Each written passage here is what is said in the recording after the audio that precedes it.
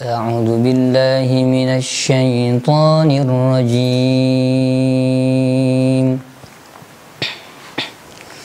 بسم الله الرحمن الرحيم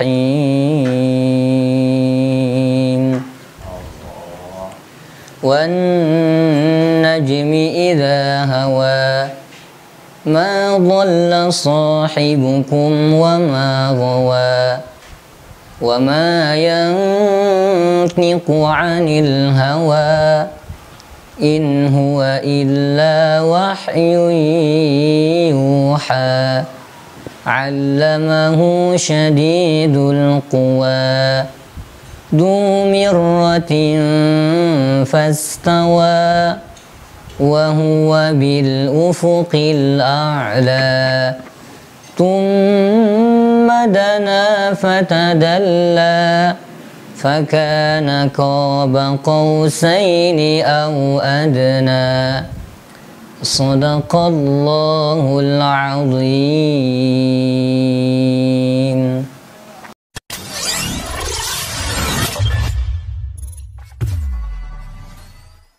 Oke, teman-teman Blockers, Blok 29C Production, Assalamualaikum warahmatullahi wabarakatuh. Waalaikumsalam warahmatullahi wabarakatuh. Kembali lagi dengan kita pada hari ini. Kita kedatangan tamu dari adik kita yang bernama Medi, juara 3 Musabaqah cabang tafsir. Dan mungkin nantinya kita bisa perkenalan langsung dengan adik kita, adik Medi. Untuk itu tentunya hari ini kita akan membahas bagaimana sebuah prestasi yang didapatkan oleh adik kita, anak Sumatera Selatan asli, salah satu santri yang nantinya akan kita bahas secara detail. Oke, langsung saja untuk hari ini. Assalamualaikum adik Medi. Ya, waalaikumsalam warahmatullahi wabarakatuh. Gimana kabarnya hari ini? Alhamdulillah sehat. Alhamdulillah ya. Semangat sekali hari ini. Iya, Kak. Tadi datang jam berapa?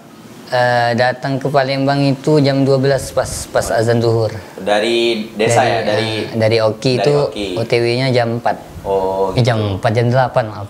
Ya, terima kasih ya untuk kedatangannya hari ini. Iya, Kak. Gimana, Men? Kita tahu nih kan berita tentang Medi selaku juara 3 Musabaqah cabang tafsir nih kan. Iya. Mungkin teman-teman belum tahu kan secara background Medi dari mana kan.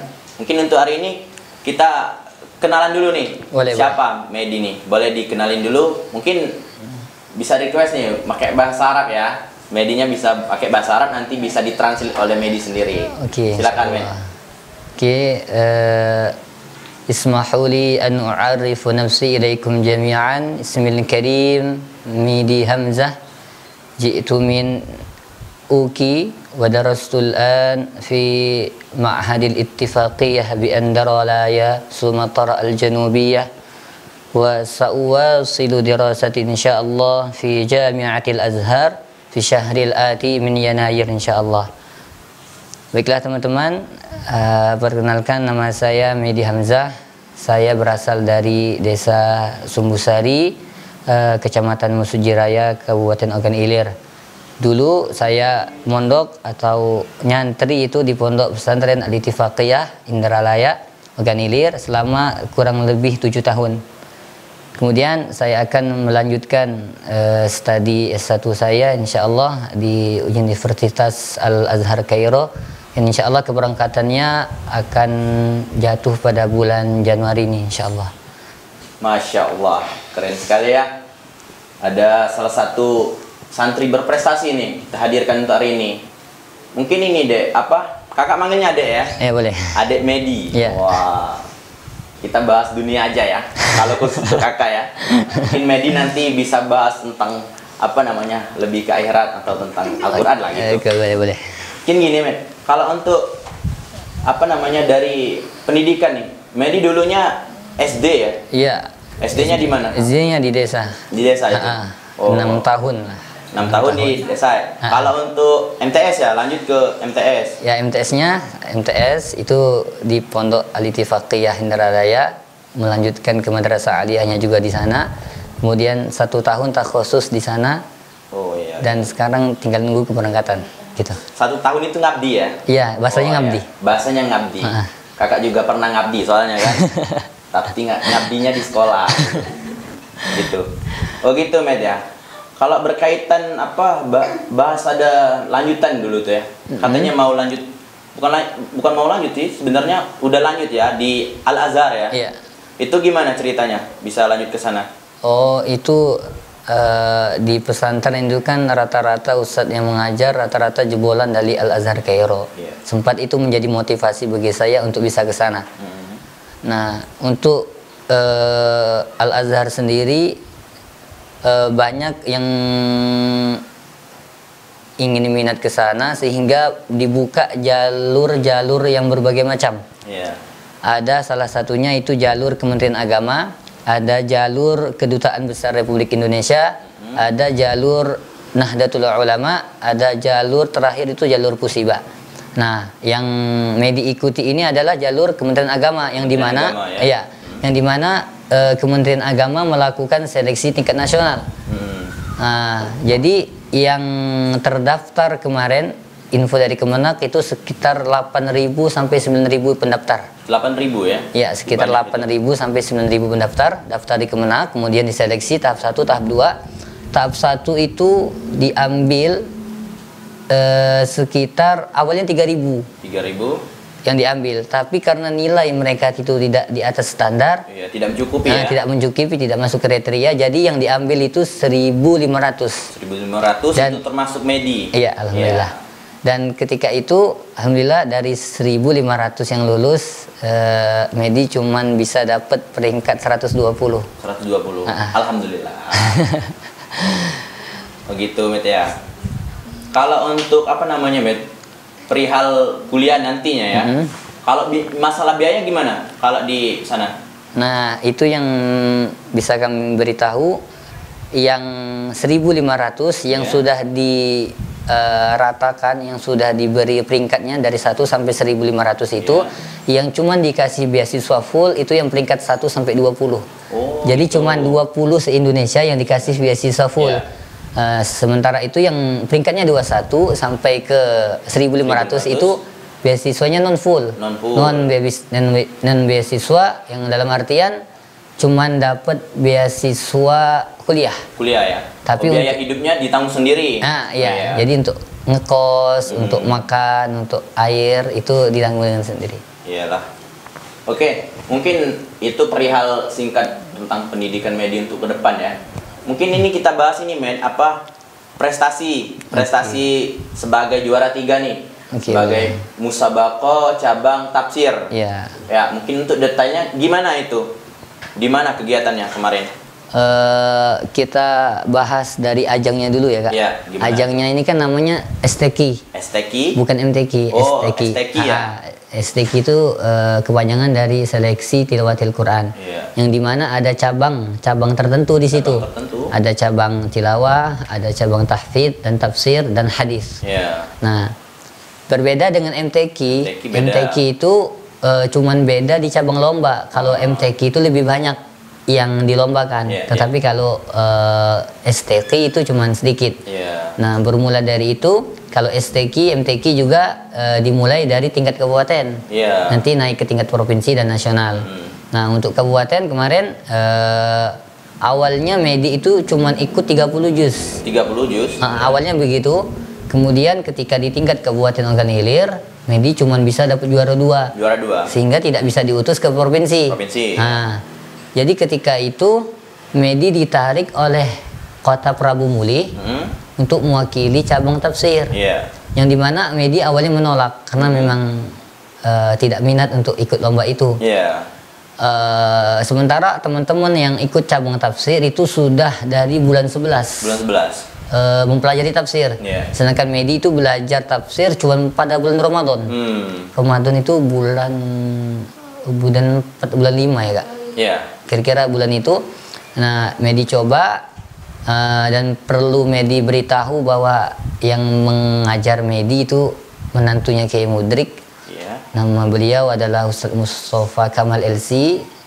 Ada juga yang mengajar Medi itu namanya Ustadz Agus Jaya LC. Beliau semua alumni Al Azhar Kairo.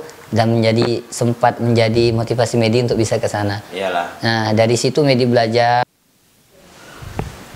Oke, jadi mungkin gini, kalau perihal perlombaan atau kegiatan tuh pasti kita demam panggung nih kan? Ya. Nah, kalau untuk adik Medi sendiri gimana? Pas kegiatan kira-kira demam panggung atau gimana perasaannya dulu? Iya, kalau sekalipun sering duduk di mimbar, di podium, itu masih merasakan yang namanya grogi, gemetar dan lain-lain.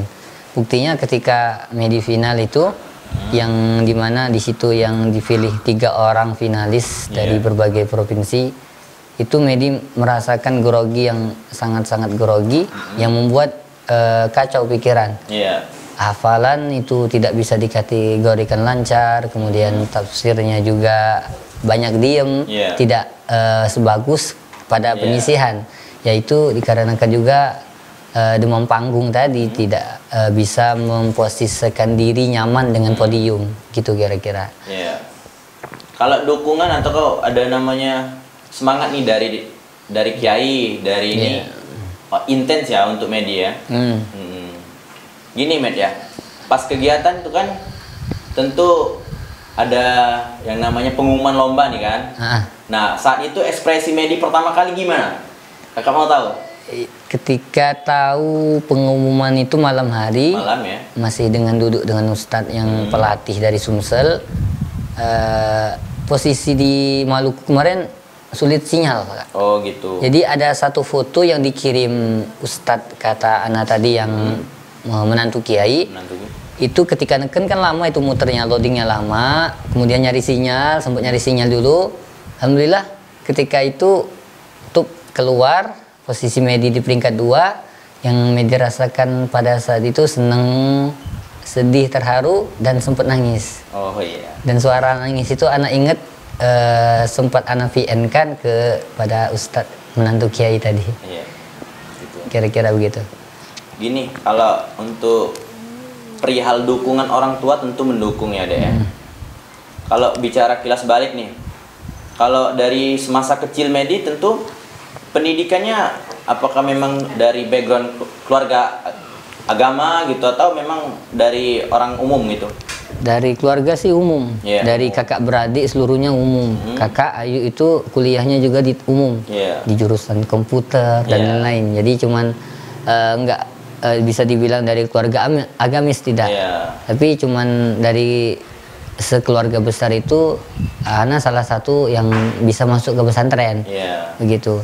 Dan pendidikan dulu ketika zaman SD ya biasa masuk SD, ketika siang hari ngaji sampai sore, cuman itu aja.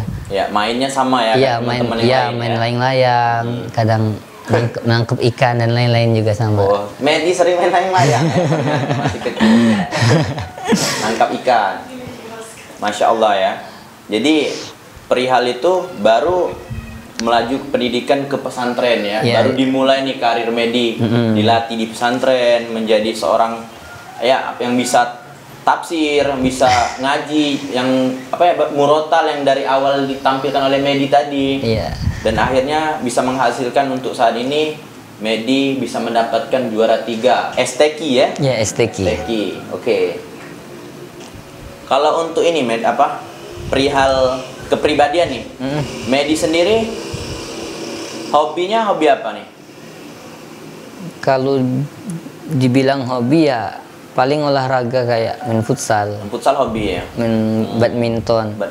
Tapi semenjak masuk ke dunia pesantren, terkhusus masuk di dunia menghafal, itu kegiatan-kegiatan itu hilang. Iya, hilang ya. Lebih fokus ke sana ya, menghafal gitu kan. Jadi dulu sempat hobi main bola sampai kelas berapa, ketika masuk di program tahfidz itu hilang. Sudah hilang hobi untuk main-main gitu, Kak.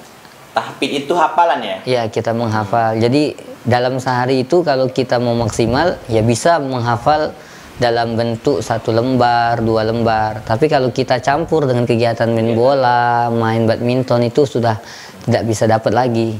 Oke, kalau boleh tahu untuk hafal Medi saat ini kira-kira berapa untuk sebagai motivasi untuk kawan-kawan? Ya, alhamdulillah yang Medi pegang sampai sekarang ya, alhamdulillah 30 juz sempurna. Masya Allah.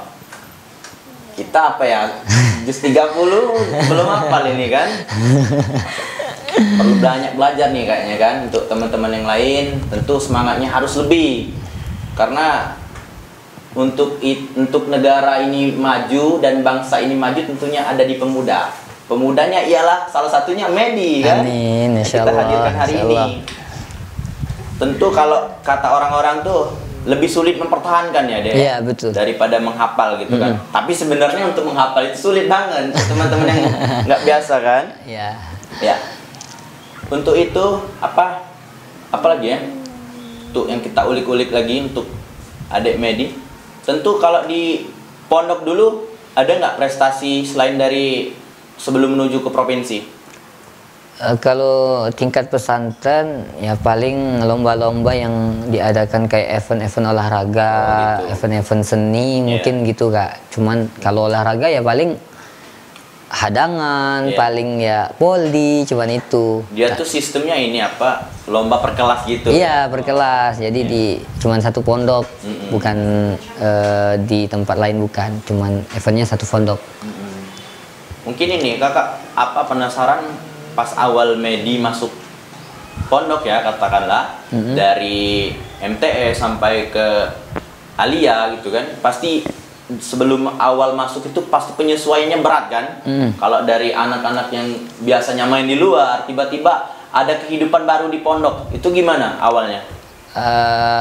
Karena Medi masuk pondok itu kehendak sendiri, jadi tidak terlalu sulit beradaptasi dengan keadaan.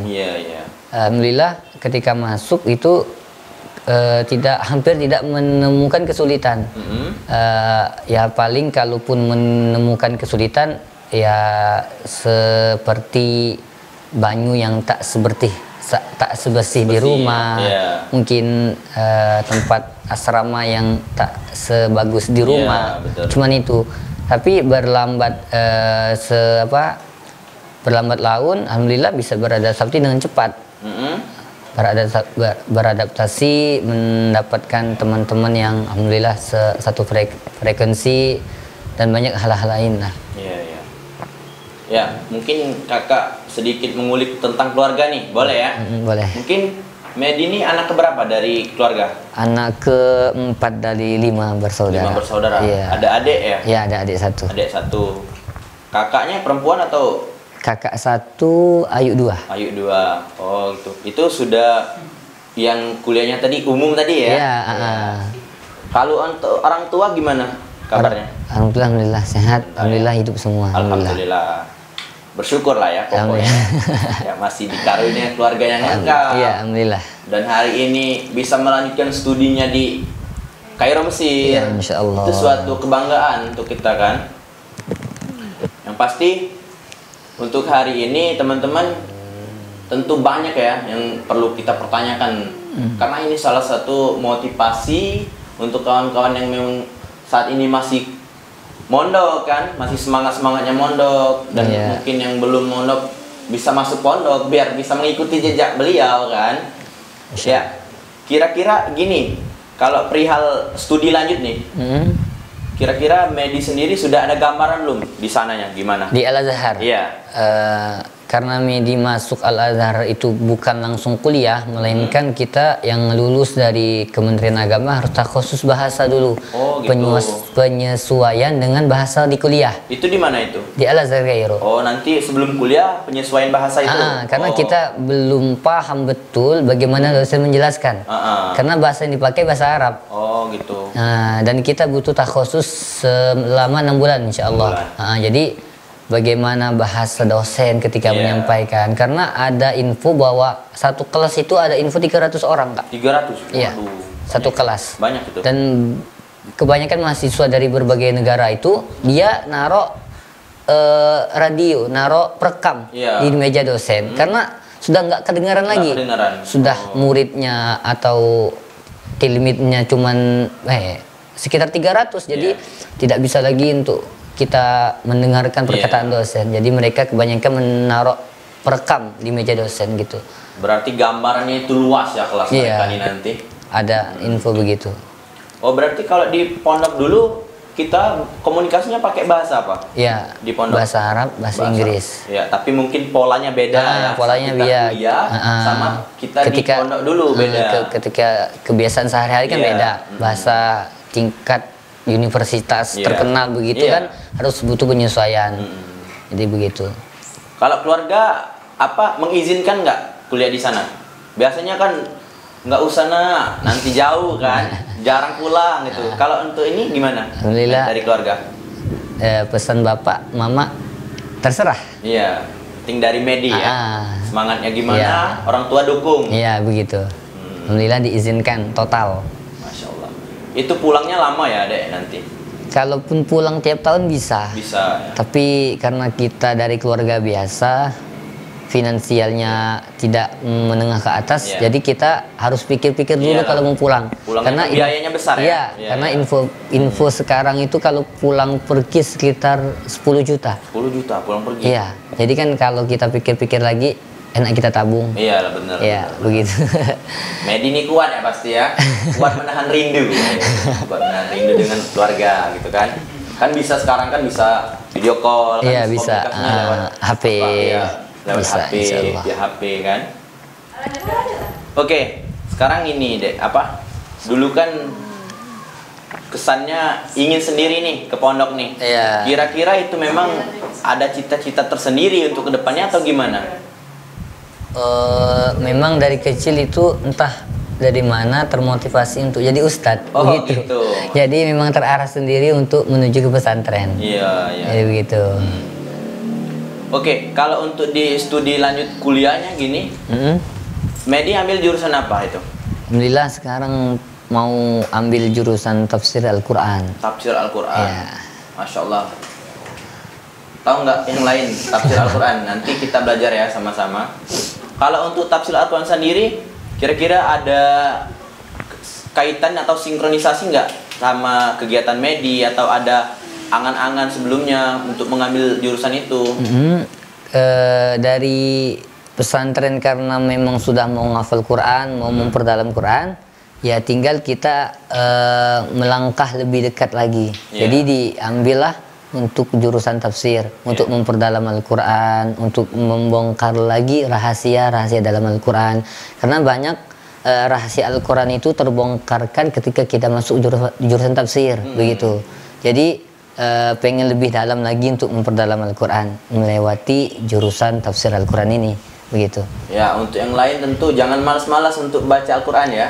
Karena Medi nanti akan belajar. Medi saja semangat nih untuk menafsirkan Al-Quran. Tentu kita sebagai masyarakat awam, teman-teman umum lainnya, paling tidaknya kita ada semangat untuk membaca Al-Quran. Dimulai dari sekarang ya. Ya, insya Allah. Oke, Medi untuk kepribadian tentu kakak belum tahu nih. Medi apa namanya umurnya sekarang berapa? Sekarang 19 tahun. 19 tahun. Iya. Artinya baru lulus sekolah Alia ini 2020. 2020 Iya, ya. tadi, Artinya 1 tahun tadi. Iya, tadi, Iya. ya. Baik. Mungkin gini deh, apa kaitannya sama mungkin ada cita-cita nih mau jadi ustadz nih kan? Ya, Kira-kira ada nggak ustadz inspirasi dari Medi sendiri? pas tinggal di desa ya ada ustadz itu. yang sering jadi imam. Oh, Beliau tuh disebut kiai di desa. Jadi terinspirasi dari beliau. Beliau juga dulu mondok. Jadi termotivasi dari itu pengen mondok. Setelah itu juga ketemu teman yang alumni Ittifaqiyah juga, satu desa, dan dari dia diinfokan bahwa Ittifaqiyah begini begitu, dan alhamdulillah anak tertarik untuk masuk ke situ. Jadi begitu. ya. Kalau untuk itu kan mungkin inspirasi dari kecil nih kan, ustadz. Kalau sekarang inspirasi ustadznya ada nggak? Kayak sekarang kan banyak nih ustadz fenomenal kan? Ya. Nah mungkin dari media ada nggak? Ketika zaman 2000 berapa itu yang mungkin terkenal itu Kiai Zainuddin MZ. Zainuddin MZ. Oh, Karena ya. ceramah beliau itu kan sudah kemana-mana, Ya. terdengar di telinga kita masing-masing. Menggelegar. Kalau kakak juga ini tangan ini dengan Zainuddin MZ. Iya. Kiai. Kiai Zainuddin, ya. Gini deh, apa kaitannya sama kuliah nih kan? Nantinya mungkin di sana kan biayanya besar nih kan. Kita tahu sendiri kalau kuliah di Mesir biasanya teman-teman itu nggak jadi kuliah, ada pertimbangan biaya. Medi sendiri kan salah satu apa yang nantinya akan melanjutkan studi di Mesir nih kan.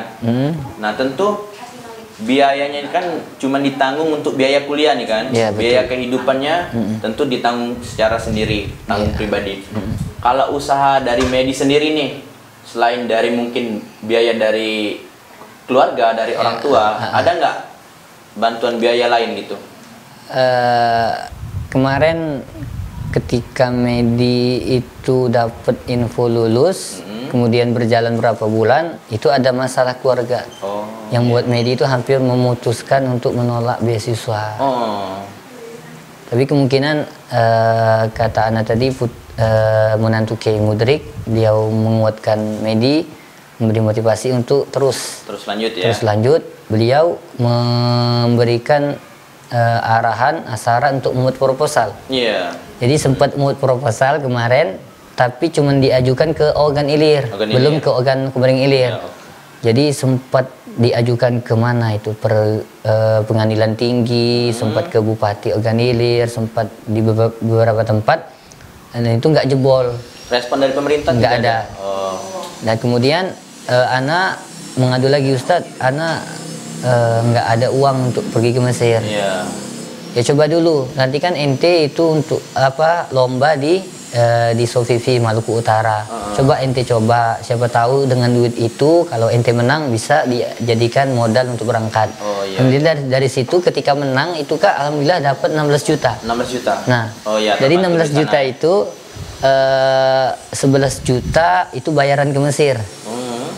Kemudian 2 jutanya saya beri orang tua, 2 jutanya saya bayarkan nazar, dan tersisa 1 juta untuk saya. Dari 16 juta. Kemudian selang berapa bulan, 1 bulan mungkin, saya dipanggil oleh gubernur.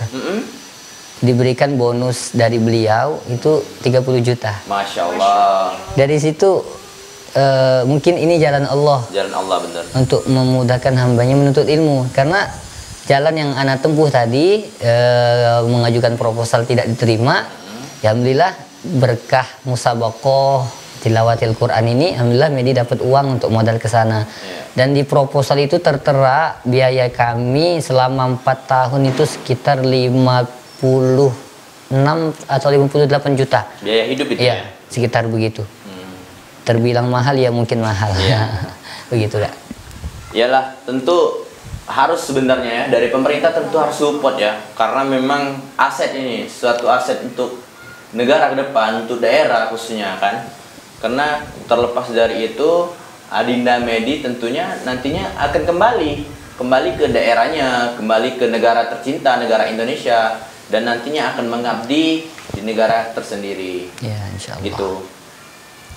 Selain itu mungkin bisa diceritain deh, kira-kira untuk ke depan di Al-Azhar Kairo itu kan kegiatannya selain dari kita belajar secara tepat waktu di kelas kan, ada nggak kegiatan lain kira-kira? Al-Azhar itu terkenal dengan 1000 majelis. 1000 majelis. Jadi di Al-Azhar itu ada satu masjid, Masjid Kairo, Masjid Al-Azhar Asy-Syarif, dan setiap tiang itu ada masyayikh, ada syekh-syekh yang paham betul suatu ilmu. Kita dari mahasiswa tinggal datang. Syekh ngadap Al-Quran, syekh ngadap kitab fiqih, syekh ngadap tafsir dan lain-lain. Jadi setiap tiang masjid di Al-Azhar itu ada guru, ada syekh yang standby untuk menerima mahasiswa. Dan bahkan info dari ustadz-ustadz, teman-teman kakak-kakak di sana, bukan menjelaskan kekurangan Al-Azhar. Al-Azhar itu tidak mewajibkan kuliah. Tidak mewajibkan kuliah. Asal ketika ujian datang dan nilainya besar. Jadi ada yang memilih rajin talaki, rajin ke masjid, menimba ilmu di masjid daripada kuliah. Tapi ketika dia kuliah, ketika ujian datang dia bisa lulus, bisa dapat nilai besar. Dan begitu. Jadi di Al-Azhar itu tidak mewajibkan kuliah. Ada juga memang dari mereka yang rajin kuliah, rajin talaki. Ada yang tidak rajin kuliah, rajin talaki. Jadi macam-macam watak yang bisa didapat di sana. Dan tidak banyak orang yang bisa mengkombinasikan dua ini.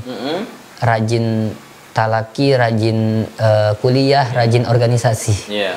Oh, di sana mungkin ada gambaran organisasi juga. Iya, ya? karena kita orang Sumatera, ada satu organisasi di sana namanya Kemas. Kemas itu organisasi Sumatera Selatan, Bangka dengan Lampung. Oh. Begitu. Medi mungkin gabung ya nanti ya. Iya, pasti gabung. Pasti gabung. Kalau dari Medi sendiri, kira-kira dari 3 kombinasi nih kan, ada organisasi, talaki, sama kuliah, kira-kira gimana untuk gambaran ke depan? Kemungkinan tidak bisa mengkombinasikan semuanya. Organisasi terkhusus itu tidak bisa diikuti secara terus menerus. Yang mungkin bisa Medi fokuskan itu cuman kuliah dengan talaki, dengan majelis, mungkin itu. Kalau untuk mengkombinasikan tiga-tiganya itu sulit. Sulit ya. Mana Medi harus ngulang hafalan, karena penghafal Al-Quran itu setidak-tidaknya kata Syekh Abdul Razak itu minimal 3 juz satu hari. Dalam keadaan apapun. Entah dia sakit, entah dia senang, sedih, itu harus 3 juz minimal. Dan itu diwajibkan di pesantren. Ketika kami mondok, nyantri kemarin malah wajib santri menghafal Al-Quran yang sudah 30 itu sehari wajib 5 juz. Jadi 6 hari khatam, 1 hari Jumat itu libur. Dan kembali ritual itu terus sampai 1 bulan, 2 bulan, 3 bulan dan seterusnya. Begitu. Kalau untuk di sana nantinya kira-kira ada yang bimbing atau mandiri ya kalau di sana? Di sana karena kita terlingkup dalam organisasi, ada kakak-kakak nanti yang menjemput, yang menaruh kita di asrama, yang mengarahkan kita ke Al-Azharnya, ke pembinaannya, ke takhususnya dan lain-lain. Gitu. Kita mungkin ini ya Pak, bahas sedikit tentang masa remaja atau masa anak-anak Medi kan. Kita ketahui sendiri kan, Medi ini dari kalau umumnya tuh dari SMP, MTS, itu sudah monok nih kan, sudah mengikuti kegiatan-kegiatan santri, sudah menghafal, sudah yang namanya fokus untuk kegiatan mengaji gitu kan. Ya tentu tidak mengikuti lagi yang namanya tren-tren anak remaja, kegiatan-kegiatan remaja yang mungkin Medi masa kecilnya sering main layangan kan, cari ikan, mungkin di masa itu sudah nggak dapat lagi momen kayak main-main gitu. Kalau Medi sendiri gimana itu? Sudah membiasakan diri karena sudah mengikuti kegiatan tersebut, atau ada rasa ingin ikut gitu kan, kegiatan-kegiatan kawan-kawan, misalnya main game kan di luar, ada kegiatan-kegiatan kawan-kawan main futsal gitu, gimana? Karena sudah teradaptasi selama beberapa tahun di pesantren, kalaupun untuk ikut kegiatan anak-anak remaja kayak main game itu, karena pada saat itu belum ada HP Kak. Belum ada HP, jadi untuk main game itu sangat mustahil. Paling kalaupun mau main ya kumpul-kumpul dengan kawan, itu pun kumpulnya kami dulu di masjid. Jadi Medi ajak itu kumpul, walaupun kami kumpulnya dalam artian main game, tapi Medi ajak ke masjid. Karena kalau mereka itu kumpul di tempat-tempat tongkrongan itu mereka nanti nggak sholat. Gitu. Jadi Medi tempatkan di masjid, ada halaman, Medi ajak ke situ. Nanti kalau sudah main game, azan menjadi sholat. Mereka sholat, nanti main game lagi. Alhamdulillah nggak apa-apa Kak, karena daripada mereka tidak sholat sama sekali. Jadi Medi ajak, nanti azan mereka sholat, nanti main game lagi, nanti azan lagi, nanti sholat. Karena kami tuh biasanya standby di masjid jam 10, pulangnya maghrib. Jadi dari jam 10 atau jam 11 itu kami sudah standby di masjid, walaupun cuma main game. Jadi pulangnya jam 5 atau jam 5.30, jadi begitu. Kalau biasanya kan di pondok nih kan masih sempat pulang nih kan, pulang ke desa ya, pulang ke rumah. Biasanya itu pulangnya kapan? Kalau kemarin satu sanawiyah, satu SMP itu tidak pulang sama sekali. Tidak pulang. Jadi satu tahun sekali. Kemudian ketika kelas 2 sanawiyah itu mulai ada ketentuan pulangnya per semester. Semester 1 pulang, semester 2 pulang, kelas 3-nya begitu seterusnya sampai sekarang. Jadi tidak ada lagi istilah pulangnya setahun sekali. Begitu. Kalau ini kan udah sampai nih kan di rumah nih kan, kegiatan Medi apakah fokus kayak kegiatan di pondok atau sudah ikut kegiatan teman-teman di luar? Karena di rumah itu sudah hampir hilang. Teman-teman itu rata-rata ada yang sudah merantau, ada yang sudah kerja, ada yang mondok. Jadi di rumah itu nggak ada tempat yang Medi lewati kecuali rumah masjid. Rumah masjid. Rumah Ya. masjid itu cuman. Masjid dekat ya sama Iya, rumah? masjid dekat. Jadi paling kegiatan sehari-hari ya ngaji, kemudian buka-buka buku, paling itu bantu-bantu orang tua dan tidak. Ya cuman itu Kak yang bisa ya. Kalau teman-teman biasanya gimana sama Medi? Atau apakah biasanya kaku nih? Kan biasanya teman-teman tuh kalau teman kita biasa pondok itu kaku, ngobrolnya kaku, takut salah kan. Kalau teman-teman Medi gimana di sana? Alhamdulillah karena kami itu sudah temenan dari kecil, mereka paham Iya. dan Medi juga paham dengan mereka. Iya. Tidak bisa kita memaksakan mereka harus ngaji karena kita di pesantren ngaji terus, tidak bisa. Karena itu tadi Medi ajak mereka setidaknya ke masjid walaupun cuma sholat, tidak mengaji. Dan mereka juga paham ketika Medi sholat, Medi ngaji, mereka tidak ganggu, mereka tidak menggoda, merayu apa-apa, tidak. Jadi fokus kami itu saling memahami satu sama lain. Mereka paham Medi sebagai anak pesantren dan Medi paham mereka sebagai anak-anak luaran, begitu. Iya. Tapi tidak memungkiri kalau kita tetap berteman ya. Iya, kan? harus tetap berteman. Iya. Karena teman-teman yang lain mungkin ada keinginan nih untuk sekolah di pondok, Ya. tapi kemungkinan ada hal lain yang tidak memungkinkan untuk sekolah di pondok gitu Iya. kan. Ya. Gini, perihal apa? Kehidupan sehari-hari tentu Medi banyak nih cerita kehidupan sehari-hari, baik di pondok, baik ketika pulang. Nah, perihal ke depan selain punya cita-cita menjadi ustadz nih, perihal cita-cita ada nggak Medi mungkin masa kecilnya memiliki cita-cita sebagai apa gitu? Kalau cita-cita itu fokusnya kalau nggak guru ustadz. Guru ya. Intinya sesuatu yang bisa bermanfaat. Ketika kita bisa punya ilmu ya kita sebarkan, kita ajarkan. Karena kita dulu ketika SD kan ngaji di TPA. Jadi terinspirasi dari guru-guru yang ngajar ngaji itu, oh pengen jadi guru ngaji. Yeah. Ketika ada guru di SD, oh pengen jadi guru. Intinya sesuatu yang bisa kita ajarkan ke manusia, begitu Kak. Masya Allah, mulia ya. Mulia. Apa namanya, pemikirnya itu lebih ke mengajar ngaji, Iya. memperbaiki akhlak ya. Ya, tentunya. kira-kira begitu. Gini, apa selain dari kegiatan-kegiatan Islami ya, tentu Medi ada yang namanya kegiatan secara dunia. Ya. Untuk kegiatan dunianya Medi isi dengan kegiatan-kegiatan bagaimana kira-kira? Dunia bagaimana Kak? Misalnya berkomunikasi dengan teman-temannya kan secara di pondok ya. Apakah ada kegiatan-kegiatan untuk kita penyelingi kegiatan kita Islam tadi atau ada yang lain? Kalau untuk kegiatan duniawi paling ya kumpul-kumpul begitu atau jalan-jalan atau reuni Ya. paling itu tidak sampai ikhtilat dalam artian berduaan atau bagaimana Tidak begitu. mengikuti itu ya. Iya, tren-tren itu. Sebelumnya ya kita kan ketahui di pondok kan awalnya kan mungkin umum ya, kita nggak tahu apa-apa. Berarti Medi sebelum masuk pondok itu baru mulai ya? Iya betul, baru mulai dari awal. Baru mulai dari awal, baru mengikuti pelajaran dari awal, hafalnya dari awal. Iya. Kalau kehidupan di pondok gimana dulu? Apa namanya? Cara makan, mandi, mungkin rebutan ya kalau cerita-cerita? Iya pasti. Jadi karena belum sempat beradaptasi, mandinya subuh, ya. sudah sudah belajar makan.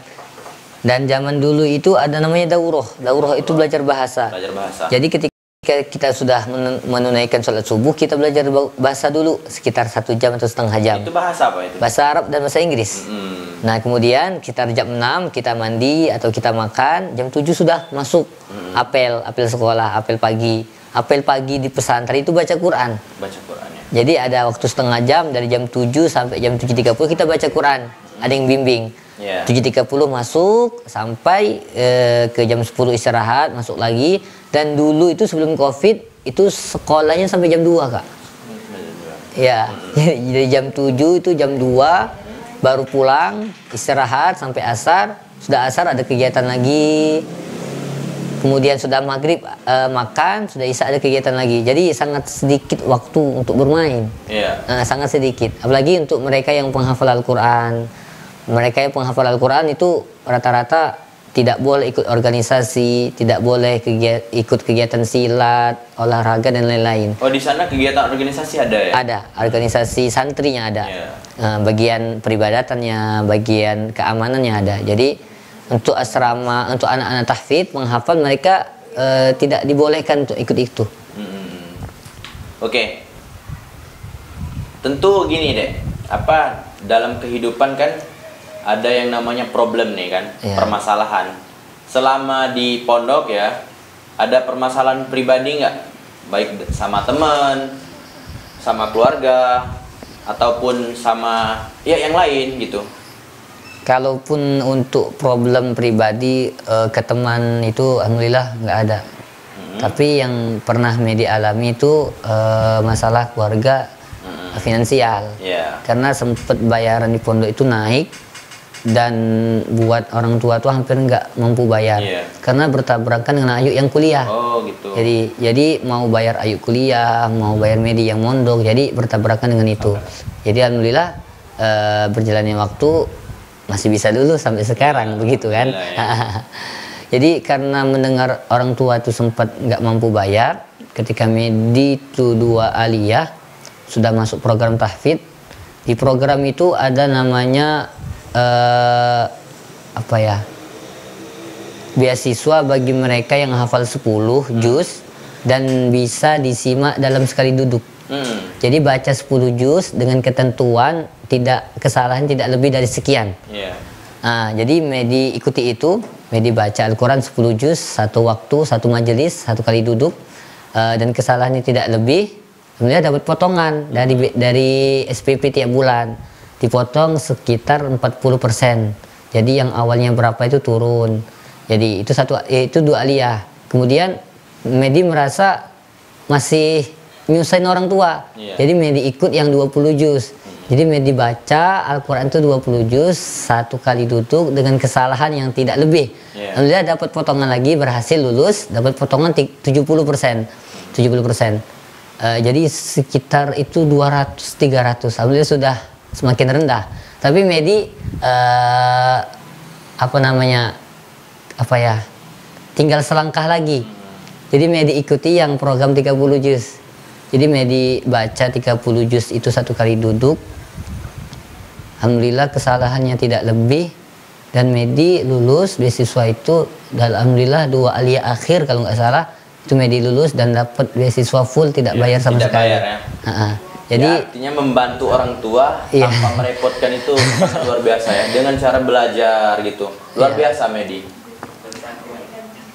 Terus ini kalau di kegiatan penghafalan tentu kan harus fokus nih Medi ya. Iya, betul. Medi kan tentu ada motivasi nih kan saat menghafal kan. Pasti motivasinya orang tua kan. Iya, betul. Selain dari orang tua ada nggak motivasi lain? Kakak kelas. Kakak kelas ya. Ada kakak kelas itu yang bisa ngaji 1 hari, yang dia sekolah, yang dia ngajar itu bisa 20 juz. Oh gitu. 1 hari. Itu Medi bingung, ada orang yang seperti ini. Ya tapi memang ada. Jadi Medi termotivasi, kadang ada orang yang bisa ngaji hafalannya sendiri itu 10 juz 1 hari. Ada yang 8 juz. Dan itu menjadi salah satu motivasi. Kenapa kita tidak bisa begitu Kak? Ya. Jadi Medi coba kadang tuh bisa dapat sehari 8. Karena kita santri itu nggak terlalu banyak kegiatan, santri tahfidz, jadi bisa ngulang hafalan kita itu 1 hari 5, 1 hari 8, 1 hari 10, insya Allah.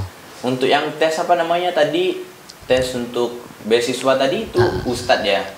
Atau dari kiai? Dari sana? Jadi kita mengajukan diri ke pembina tahfidz, Ustadz, ana mau ikut ini beasiswa yang hafalan, biar SPP pembayaran tiap bulan itu dipotong begitu. Jadi melapor, ikuti prosedur, mengikuti mengikuti prosedur, harus dalam 1 majelis. Jadi tidak boleh kita itu dijeda. Paling jedanya itu makan dan sholat. Jadi ketika kita mulai pagi atau subuh, ya selesaikan sampai zuhur atau sampai selesai hafalannya. Kalau Medi yang 30 kemarin itu mulai pada asar, selesai itu jam 8 pagi. Dan itu ya benar-benar 1 kali duduk. Berarti gini, dari 10 juz, 20 juz, 30 juz itu kita bacanya sekali ya? Iya, satu kali satu majelis. Jadi tidak ada jeda kecuali makan dan sholat. Oh gitu. Begitu. Jedanya makan sama sholat. Itu ketentuan dan prosedur dari lembaga tahfidznya. Iya. Jadi nggak boleh kita tuh hari ini 5 juz, besok 5 juz, nggak Iya. boleh. Harus sekali duduk begitu. Itu kan 30 juz tadi dari mana mulainya? Dari Ba'da asar. Ba'da asar sampai jam 8 pagi. Iya. Oke, kita ini Bet ya. Perihal penghafalan nih kan. Iya. Tentu ada yang namanya trik dan tips nih untuk kawan-kawan untuk menghafal Kak. Karena kita ketahui sendiri kalau ada niat tentunya bisa ya mengikuti hafalan. Kalau dari Medi sendiri gimana trik dan tipsnya? Untuk trik atau kaifiyah tata cara itu tergantung daripada kemampuan kita masing-masing. Karena banyak metode tahfidz, metode menghafal yang ada di Indonesia. Sebagaimana Syekh Ali Jaber pernah menjelaskan, ada Ustadz Hadi Hidayat pernah menjelaskan. Jadi dari masing-masing metode itu yang mana kita mampu, yang mana kita sesuai dengan metode tersebut. Kalau yang dipakai di pesantren itu namanya metodenya dipotong, ada yang per baris, ada per ayat, per wakof. Dari setiap yang kita potong itu kita ulang 20 kali, baca pelan. Baca pelan 20 kali, sudah ada bayangan, kita baca cepat. Baca cepat 10 kali, kemudian baca pelan lagi, kemudian kita tutup. Oh gitu. Begitu. Sampai 10 kali ya? Jadi kalaupun kita hitung-hitung pengulangannya itu sampai 40 kali, satu ayat kah, satu wakof kah, satu baris begitu. Karena memang terkhusus mereka yang asing dengan kata-kata Al-Quran, kadang mereka butuh penyesuaian yang lama. Kecuali kalau mereka itu sudah paham bahasa Arab, sudah pernah dengar kata-kata bahasa Arab, mungkin tidak lama untuk menyesuaikan telinga, mulut dengan bahasa-bahasa seperti itu. Jadi harus diulang lama begitu. Kalau untuk jangka waktu penghafal Medi berapa lama dulu? Mulai ngafal itu kelas 2 sanawiyah. 2 sanawiyah. Selesai itu 2 aliyah sekitar 4 tahun. 4 tahun ya? 4 tahun. 4 tahun 30 juz. Iya, begitu. Iya. Gini Med, kalau untuk di lingkungan Medi nih kan, terkhususnya di luar kan, Iya. kemungkinan ada teman ataupun keluarga yang lain lah ya. Karena Medi penghafal Quran tentunya sering nih baca Quran. Ada nggak teman-teman yang risih ataupun yang sering negor, kok Medi baca Quran terus sih kan? Kok nggak ada waktu nih buat kita gitu kan? Ada nggak kira-kira? Pasti gitu? ada. Pasti ada. Dari teman-teman Medi yang pernah ngumpul dulu di masjid, dari sekian orang itu yang mampu bertahan nyaman dengan Medi cuma satu. Cuma satu, dan satu pun itu sekarang sudah mondok. Mondok. Jadi Medi di desa itu, di dusun itu ya sudah nggak ada teman, dalam artian begitu. Jadi yang dulunya menyatu dengan Medi, saling jalan bareng, saling mancing bareng, main bareng itu, ketika Medi pulang dari pesantren itu sudah beda ya. Beda kebiasaan. Jadi yang cuma bertahan itu satu. Ya. Tapi mungkin Medi nggak pernah risih lah ya dengan keadaan itu ya. Ya, kullu ya'malu ala syakilati. Kita tuh berjalan sebagaimana kemampuan kita masing-masing. Mereka dengan kebiasaan mereka, kita dengan kebiasaan kita. Kita nyaman di masjid ya silahkan. Mereka nyaman di tongkrongan silahkan. Ya, mungkin mereka sering nongkrong gitu kan. Begitu. Jadi kita tidak perlu iri dengan mereka yang hobi nongkrong, hobi jalan, hobi apa. Kita ada kebiasaan sendiri. Kita berbeda begitu. Artinya kalau kegiatan kayak nongkrong itu Medi nggak terlalu tertarik ya. Nggak terlalu tertarik. Kecuali nongkrong yang sama satu frekuensi. Jadi sering di pesantren itu kalau keluar ya nongkrong juga, tapi dengan teman-teman penghafal. Jadi topik pembicaraan itu nggak aneh-aneh begitu. Beda dengan teman-teman yang lain. Kalau secara manusiawi nih Met ya, tentu kita ada kesusahan sendiri nih dalam menghafal. Kalau Medi pernah nggak mengalami susah untuk menghafal itu? Sering ya. Sering, dimana suatu kondisi di pesantren itu kan panas sekali, yang itu membuat otak, badan itu sangat tidak nyaman dan tidak bisa konsen. Jadi ada suatu kondisi, suatu saat itu Medi nggak hafal satu pojok, satu halaman itu nggak hafal. Karena memang kondisi yang sangat panas, kondisi yang mana teman-teman mungkin sering mencaci. Intinya ada satu kondisi yang kita tuh tidak sudah down. Nah, jadi saat-saat seperti itu yang buat kita tidak mampu menghafal lagi begitu. Dan di saat seperti itu yang kita butuhkan adalah motivasi. Kita perlu mengadu kepada seorang guru, curhat bahasa sekarang, kepada teman untuk kita kembali semangat lagi begitu. Seperti begitulah. Kalau untuk menghafalnya, kalau di pondok itu ada tempat khusus ya atau gimana? Ada teman-teman yang menghafal di bawah pohon, ada yang menghafal itu dekat jemuran, ada yang menghafal itu di gerdu, ada yang di kelas, macam-macam. Tergantung nyamannya. Begitu. Kalau Medi biasanya di mana? Kalau Medi itu ngapalnya siang hari di bawah pohon. Ya, begitu tiap hari. Jadi kalau dulu pulang jam 2, pulang ke asrama, langsung ganti baju, langsung ke bawah pohon. Menghafal atau tidak pasti ke sana. Itu menghafalnya sendiri-sendiri kan? Iya, sendiri-sendiri. Fokus sendiri, fokus dengan diri sendiri. Iya, begitu. Oke, perihal kegiatan di pondok, ya Met ya? Ada kegiatan penghafalan. Tentu Medi fokus di sana kan, sehingga mendapatkan hasil sekarang. Ya, insya Allah. Dan alhamdulillah bisa menghafal 30 juz ya. Tentu gini, mungkin di kehidupan Medi ada harapan-harapan tertentu nih kan. Baik dari harapan pribadi, harapan untuk sekolah, harapan di universitas, harapan ke depan, tentu ada harapan tersendiri ya. Mungkin kakak tanya dulu untuk harapan di pribadi nih. Harapan ke depan, saya ingin menjadi ini kan kira-kira. Ada harapan tersendiri nggak kira-kira? Ya, kalau untuk harapan pribadi, karena sudah mulai menghafal Al-Quran, maka seharusnya para penghafal itu lebih bisa mengkaji hafalan Al-Quran dengan riwayat lain. Jadi istilah dalam ilmu Islam itu ada qiraat. Qiraat itu Al-Quran dalam bacaan lain. Seperti kalaupun pernah dengar kata wadduhi, jadi langgan itu ada dalam qiraat lain, ada dalam bacaan lain, dan itu para penghafal Quran harus terjun ke dalam situ. Harapan Medi, setelah kita hafal 30 juz, kita bisa terjun ke dunia qiraat. Yang mana dunia itu dunia Al-Quran dengan 14 cara baca yang beda. Jadi seolah-olah ada 14 baca Al-Quran dengan bacaan yang berbeda-beda, tapi dengan tidak mengubah huruf awalnya. Jadi seperti ada dalam Al-Quran itu Maliki Yaumiddin yang kita baca secara mayoritas, ada yang baca Maliki Yaumiddin, jadi mimnya dibaca pendek. Ada yang Siratal ladzina an'amta 'alaihim, ada yang pakai sin, si, ada yang pakai zaid, zi. Nah, bacaan-bacaan seperti itu harus kita pelajari. Nah, begitu. Artinya ini apa? Ada pembelajaran naik level. Iya, naik level. Mungkin sudah menghafal 30 juz, ada level baru nih. Tentu selain dari sekolah, ada harapan ini untuk university, tempat Medi yang nanti akan melanjutkan dunia perkuliahan. Gimana harapannya? Ya, melihat dari Al-Azhar Kairo itu sudah perfect ya. Jadi harapan ke Al-Azhar itu sudah tergantung kepada kita. Al-Azhar sudah menyediakan semua ilmu, semua masyayikh, semua majelis. Tinggal kita sebagai mahasiswa yang hadir, yang ikut serta dalam hal tersebut.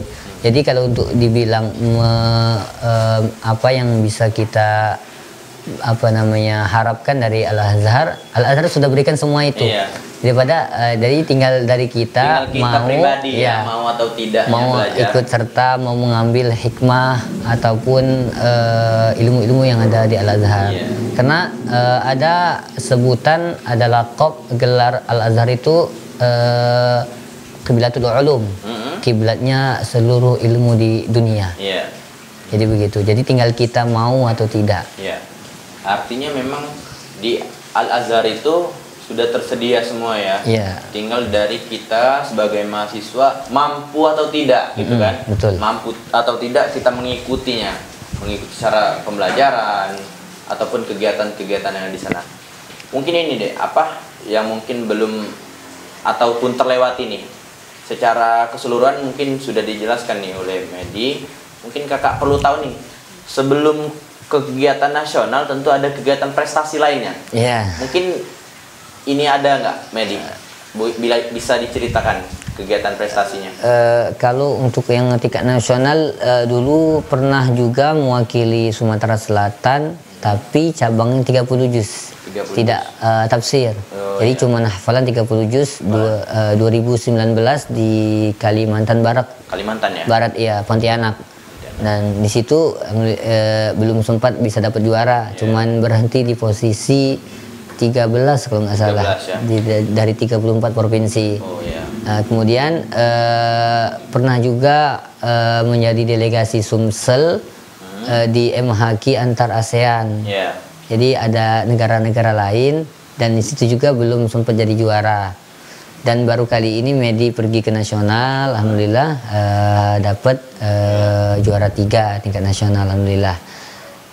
Dan setelah dari nasional kemarin itu sempat ikut lagi tingkat nasional langsung di MHQ Darun Najah tingkat nasional, dan di situ juga belum sempat dapat. Itu di mana itu? Di Darun Najah Jakarta, Ulu Jami ya. Kalau yang 30 juz itu sekali duduk atau gimana sistemnya? Kalau untuk musabaqah itu cuman di soal. Oh, di soal. Jadi dari 30 juz itu dibagi 4 soal. Jadi misalkan soal pertama juz 7, soal kedua juz 13, soal kedua juz 13, soal ketiganya juz 21, soal terakhirnya juz 28, atau diacak begitu-begitu. Ya, tergantung dari juri lah. Tergantung dari juri. Ini ingin membagi dari mana begitu. Lagi mungkin ini apa? Kita berbicara tentang kegiatan Medi, mungkin kita bisa ceritain apa secara detail nih, dari pagi sampai tidur lagi nih, permintaan dari netizen, ya gimana deh? Karena sekarang sudah libur, sudah tidak banyak kegiatan, mungkin pagi itu sudah bangun ngaji, sudah ngaji itu kadang sempat tidur lagi. Sempat tidur, bangun ngaji lagi, baru kemudian bantu orang tua, sampailah mungkin zuhur, sudah zuhur ngaji sedikit, sudah itu kadang main HP, karena zaman sekarang tidak bisa lepas dari HP, karena mau tahu info-info tentang Al-Azhar, mau tahu info keberangkatan, jadi tidak mungkin bisa lepas dari HP. Mungkin sudah ba'da asar kumpul, karena pada asar di rumah itu pasti ada yang datang. Oh, gitu. Pasti ada yang datang ke rumah, cerita atau kumpul-kumpul keluarga begitu. Jadi sudah asar sampai maghrib, sudah maghrib ya biasa ngaji, cuman begitu. Paling buka-buka buku dikit, ya, tidak lebih dari pesantren kemarin. Ya.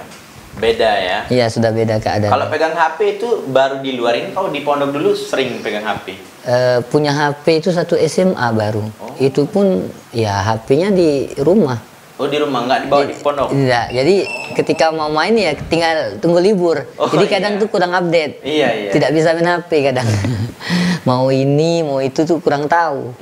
Jadi baru sekarang tuh bisa apa ya? Bisa main HP-nya lebih bisa begitu. Oh, gitu. Baru kegiatan selanjutnya? Cuman ngaji, bantu orang tua, kumpul-kumpulan keluarga, baca buku. Karena tidak lebih dari, karena kalau di pesantren kan lebih padat. Nah, jadi karena di rumah tidak lagi banyak kegiatan sudah. Mungkin ketika sudah kuliah mungkin berubah. Nah, ketika maaf kalau guru nonton. Ya. Kalau guru Medi nonton dulu itu pernah berbohong dan minggat. Tapi izin ke Ustadz itu ngambil KTP. Ustadz kira itu rumah ngambil KTP di rumah yang di OKI. Padahal dalam hati Medi itu mau ngambil KTP-nya di rumah teman di OI, di Okanilir. Nah, jadi Medi diizinin keluar, tapi keluarnya ngambil KTP ke rumah teman langsung ke Palembang. Ya itu, mohon maaf itu nak. Mohon maaf kalau bohong ini. Kalau gurunya lihat, mohon maaf. Itu kapan itu? Itu ketika 3 aliyah sudah masanya mau lulus. Gitu. Jadi sifat-sifat begitu sudah timbul ya. Sudah mau lulus. Itu gimana? Palembang ya? Iya. Oh, jalan-jalan. Jalan-jalan. Oh, izinnya ambil KTP tapi jalan-jalan. Iya. Iyalah manusiawi ya. Iya. Ya. Kalau untuk mungkin kakak mau tanya tentang kira-kira Medi pribadi ada nggak amalan tersendiri?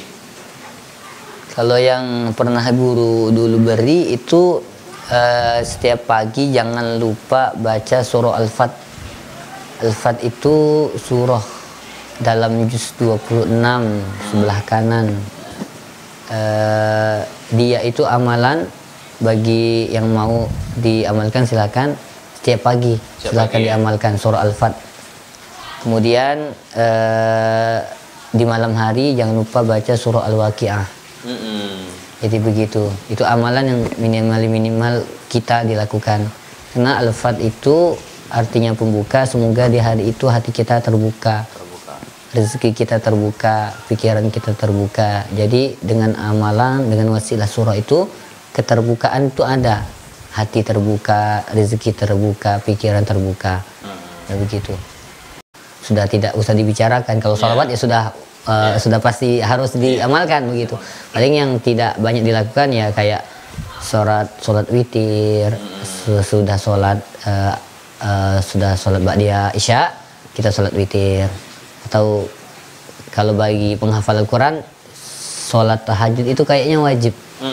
Bagi penghafal Al-Quran sholat tahajud itu kayaknya wajib. Oke, mungkin kakak mau tanya tentang ini. Dalam kehidupan tentu ada hal yang penting nih.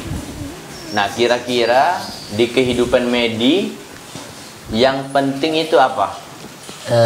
Pendapat Medi sendiri yang penting itu ada 3 hal. Yang pertama berbakti kepada orang tua. Yang kedua dekat dengan guru. Yang ketiga jangan lupa baca Quran. Mungkin itu 3 ya. Berbakti kepada orang tua, dekat dengan guru, dan membaca Al-Quran ya. Jangan lupa baca Quran. Ya, Masya Allah. Selanjutnya mungkin ini deh, ada sedikit bahasa kata-kata mutiara lah ya, untuk teman-teman yang di luar yang mungkin belum termotivasi saat ini.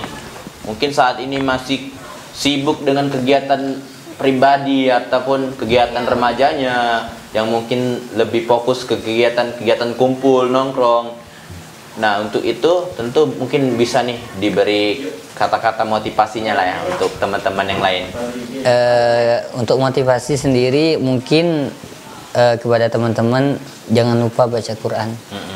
Karena seberapapun sibuk kita, Al-Quran tetap prioritas.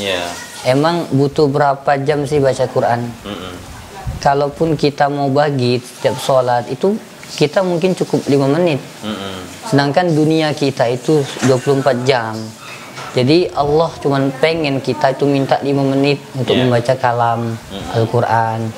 Masa dari 24 jam itu kita tidak menyisakan berapa menit untuk Al-Quran. Karena apa? Dikatakan bahwa bacalah Al-Quran karena Al-Quran itu akan jadi syafaat bagi kita. Bagaimana kita ketika di akhirat tidak bisa mendapat syafaat karena kita tidak baca Al-Quran. Kita mau minta syafaat sementara kita tidak baca Al-Quran. Nah, sementara itu untuk urusan dunia itu sebetulnya akan lebih mudah. Mengajarkan Medi dari awal mengaji, bertingkah laku baik itu Sayyidil Muallim, nama beliau bisa Anda sebutkan di sini. Ustadz Wahyudi LC Al-Hafidh, beliau yang memang tidak bisa Medi lupakan. Beliau yang dari awal bina bimbing sampai bisa sekarang. Dan metode menghafal yang anak pakai itu jujur dari beliau. Dan dari beliau lah Medi bisa hafal 30 dan terjun ke cabang-cabang yang lain begitu. Terus ini mungkin selain dari guru, kalau untuk teman-teman yang mungkin paling dekat nih, teman-teman yang paling dekat yang mungkin dulunya sering menghafal bareng, sering kegiatan bareng di pondok. Siapa itu? Teman-teman ya mungkin yang saya bawa hari ini. Siapa itu? Ahmad Satria yang bisa saya sebutkan, ataupun teman-teman seperjuangan lain banyak itu yang bisa saya sebutkan. Ada namanya Ridho, ada namanya Rizky, mereka semua teman satu perjuangan yang dimana kami itu saling menguatkan. Ketika kami down, ada yang menguatkan. Ketika kami lagi males, ada yang menguatkan. Jadi ketika ada teman seperjuangan inilah yang mampu memotivasi, menasihati kita untuk kembali semangat. Karena menghafal Al-Quran itu bukan sebentar. Dan waktu yang kita lalui itu tidak kita ketahui hari ini semangat kah atau tidak, kan kita tidak tahu. Besok semangat, besoknya lagi bosen, besoknya semangat, besoknya lagi bosen. Dan peran teman adalah di situ, menyemangati, memotivasi agar teman yang lainnya untuk bisa semangat. Insyaallah. Mungkin terakhir ini closing dari Dek Medi, closing statementnya ya. Mungkin yang terakhir apalah untuk yang disampaikan dari Adek. Mungkin tak banyak yang bisa Medi sampaikan. Ucapan terima kasih yang sangat mendalam kepada Blok 29 C Production yang telah mengundang Medi untuk bisa berbicara. Sebenarnya Medi belum layak untuk bisa berbicara lancang di depan para penonton, dimana Medi juga harus sebenarnya izin dulu dengan guru-guru, dengan para masyayikh, dengan para kiai untuk bisa berbicara di sini. Karena banyak teman-teman lain atau orang-orang lain yang lebih pantas untuk bisa duduk di sini. Mungkin itu. Ya, mungkin itu teman-teman Blockers Blok 29 C Production untuk giat kita pada hari ini, bincang kita pada hari ini dengan Dek Medi yang mungkin notabene sebagai pemuda berprestasi atau lebih tepatnya remaja berprestasi, yang mungkin kita doakan sama-sama semoga studinya ke depan lancar, dan yang paling pasti sebagai salah satu aset negara, sebagai salah satu aset daerah, kita doakan semoga Medi dapat mengabdi nantinya kepada negara tercinta, negara Indonesia. Insyaallah. Dan yang paling pasti semoga kita semua mendapatkan hikmah pada podcast kita pada kali ini. Insyaallah. Semoga kita tetap termotivasi dan tetap semangat untuk beribadah, membaca Al-Quran dan kegiatan-kegiatan lainnya. Mungkin itu, jangan lupa like, komen, subscribe, dan kasih komentarnya untuk teman-teman. Kalaupun memang ada pertanyaan khusus untuk Adek Medi, nanti kita putar part kedua. Mungkin terima kasih. Assalamualaikum warahmatullahi wabarakatuh.